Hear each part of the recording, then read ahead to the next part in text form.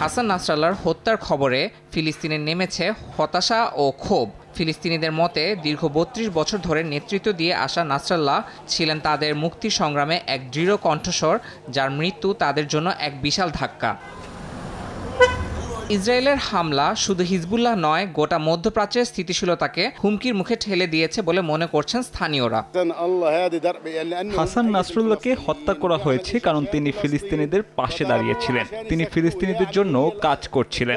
এই হামলা ফিলিস্তিনের বিরুদ্ধেই। দুর্ভাগ্যজনকভাবে গাজা ও লেবাননে যা ঘটছে তার বিরুদ্ধে আরব দেশগুলো কোনো পদক্ষেপ নিচ্ছে না।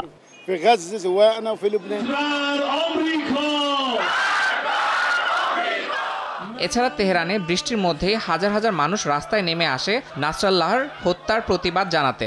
ইরানের সর্বোচ্চ নেতা আয়াতুল্লাহ খামেনি মুসলিম বিশ্বকে আহ্বান জানান তারা যেন লেবানন ও হিজবুল্লাহর পাশে দাঁড়ায় এবং ইসরায়েলের বিরুদ্ধে প্রতিরোধ গড়ে তোলে।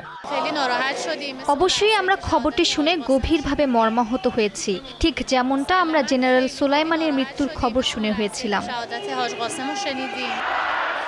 ইরানের প্রেসিডেন্ট এই হামলার জন্য যুক্তরাষ্ট্রকেও দায়ী করেছেন।